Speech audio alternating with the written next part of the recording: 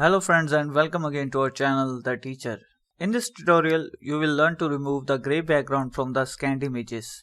A few days ago I need to scan hundreds of text assignment pages, and what I did wrong at the time of scanning is I used the grayscale color format at the time of scanning. As those were only the text pages, and after a few corrections I have to reprint all of them. Because of the wrong color format choice, all the pages now had the grey background, which I didn't want. Even in the printing, the grey background was appearing.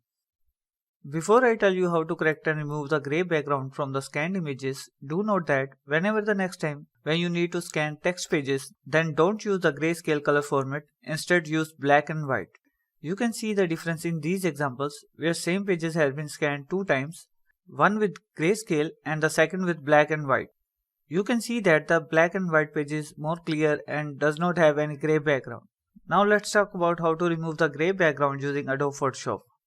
First open the picture in Adobe Photoshop and then open the image menu.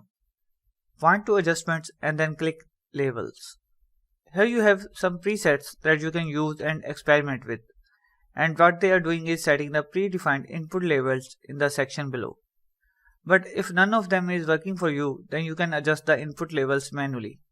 In my case, I adjusted them near to the black area so the text may appear darker with white background. On different scanned pages with different color formats, you might need to adjust the input labels differently. As I am adjusting the input labels, you can see the live preview in the background, and I think this setting is fine for me. So this is how you can manually remove the grey background from a single picture, but the another problem was that I have to do this for hundreds of scanned pages. But Photoshop also makes it easier for you by creating and applying actions. Actions help you to record and apply certain commands or action on a single or multiple files at once. To bring action menu, open the Windows menu and then click Actions. Or alternatively, you can press Alt F9 key to bring the action box. Before creating a new action, do remember that once the recording gets started, everything you will be doing will get recorded, and when you will run the same action on another file, all the recorded steps will get applied to that particular file. So while recording actions, you must be very specific about the actions or command that you are applying. In my case, I want the same level setting for all the scanned images because all the pictures are in the same format. So first I click the new button from the action box and then type a name for the action as remove grey background. I don't need to configure any further settings here, so I click the record button. As the action recording has begun, I will only use those commands that I would like to record and will avoid to press any unnecessary button or command. So I go to the image menu and open labels window from adjustments. Here I adjust the input labels, and as all the scanned images are similar in formatting and contents, so I don't need to worry and can apply the same input labels to almost all the scanned images. After adjusting the labels, I hit the OK button and then stop the recording. The last step is to run newly created action on all the images that have grey background. As I have placed all the images into a particular folder, so what next I am going to do is to run the action on that particular folder.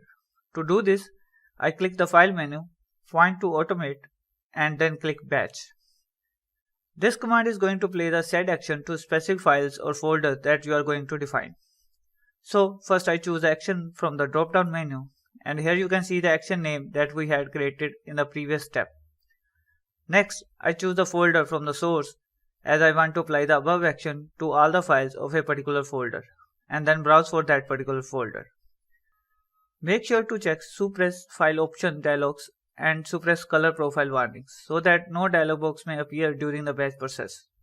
Rest of the settings are okay for me as I want Photoshop to open all the files in that particular folder and then apply remove grey area action and then save and close all the files after applying the action without prompting or showing any save or open dialog boxes.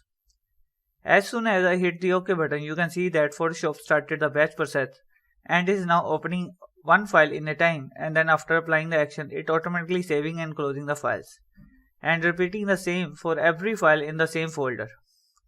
If I open the same folder, you can notice that how quickly Photoshop is applying the same action in batch to all the files in that particular folder.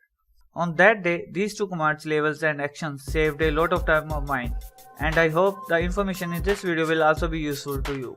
Don't forget to hit the thumbs up button and do share this video with your friends. Leave us your valuable comments and subscribe to our channel for more upcoming tutorial videos. Thanks for watching and have a good day.